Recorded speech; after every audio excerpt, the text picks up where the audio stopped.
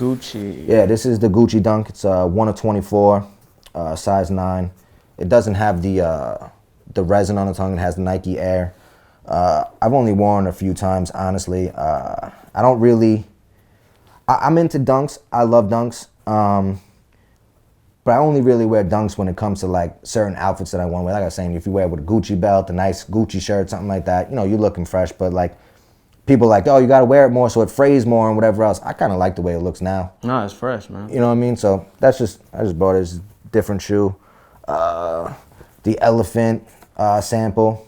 See, like a big misconception about these two shoes, this was originally a concept that was going to be a DB, which people don't know about. And I had this shoe probably 6 or 8 months before I was allowed to actually show the shoe. Like, I had the shoe and I was wearing it, but like to go do some random stuff or whatever else, like nothing, no shows or anything like that. And then finally I got showed I could, you know, you could show it. And just a few differences, you know, this was like one of those things where you said they cheaped out. Like on the regular release, the holes were punched out. On this one, these holes are actually lasered. So like it actually looks like netting. Oh. So like when you look at the shoe, on the other one, it looks more like flush. You don't really see the netting on the shoe. Like this one, you really see it. Like it looks like it got netting on the shoe. The print, if you actually feel the print is more like vivid. Like you could really feel the actual print on the shoe. Like it's really in the shoe. Yeah, laser. The color's a little bit different. They use wax laces on the shoe. An all around pretty interesting shoe. Like when I first posted this, people didn't know what it was. They're like, because a shoe with all elephant print on the whole shoe. I mean, they did the flips, like the 3s and whatever else, but to see it on an actual like 5, like on a shoe where that's this not print, a 3, that never had this print, it was one of those like different things. It was like, all right, that shoe's great. This shoe and this shoe honestly put me on the map for sneakers. Now, I had a crazy collection before any of those things, but those were two shoes where people really never saw or heard about but never really saw someone. And then I put them on foot. So that was another thing. It's like, this dude got 1-on-1 shoes or 1 or 2 shoes and he's really wearing them. Like, I wear them every day. Like, it wasn't like, I don't put on my shoes, take pictures of them and then take them off immediately. I wear them all day. Whatever happens in them all day. That's what happens. It's what happens. I clean them, I put them back, and that's what it is. You have a lot of people who aren't like that. So it's like weird, like the world that we live in. You know what I mean? It's like, I don't do this to impress other people on Instagram, which I feel like a lot of people out here are trying to do that. Like, if people didn't like me, it wouldn't bother me the same way as if people do like me. Like, people liking me and relating to me is cool. But if they didn't, it's not gonna bother me. I'm still do me, I'm gonna still get money.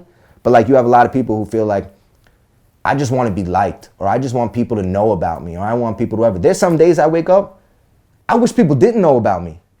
Cause like, I can't go some places without being bothered.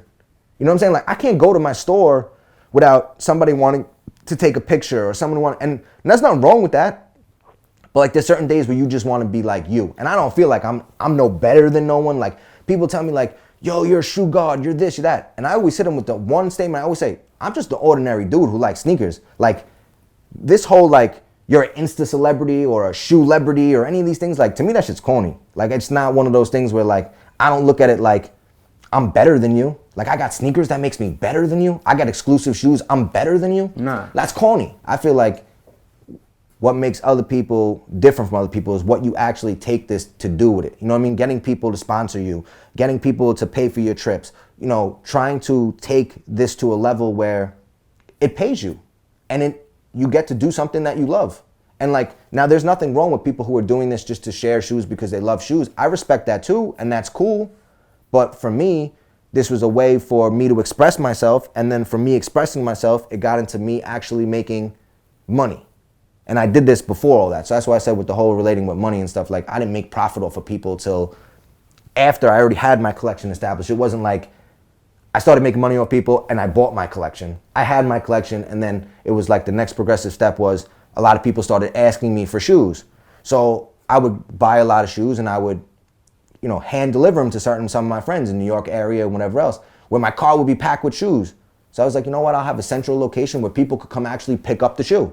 And that's how like my whole store started from there. Cause I was like, you know what, I could do a store. This store idea came up like whatever it was a year and a half ago.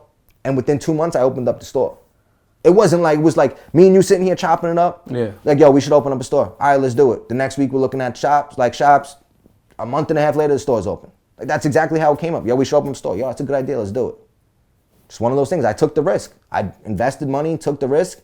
I mean, it paid off for what I tried to do. But I'm saying, like, just like I said, you know, if you have an idea and a dream, and make it a reality, chase it. Find somebody to invest in you. Find somebody. If you say, I want to do a clothing brand, I want to do this. Find somebody.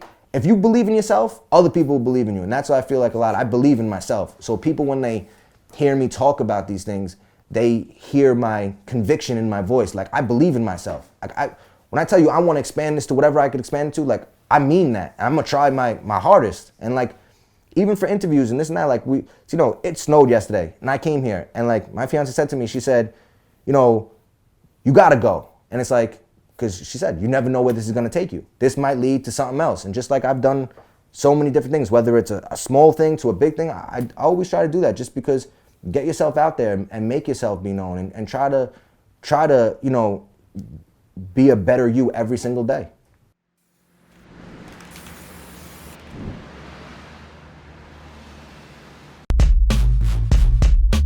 Holy Grail sneakers in your collection right now, what would they be?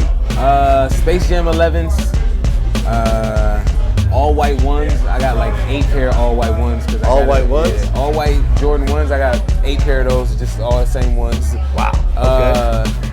I'm a huge Cavs fan, and I've waited my entire life to talk to you. Can you literally say anything to me? What's up? Yeah! Awesome! Yeah!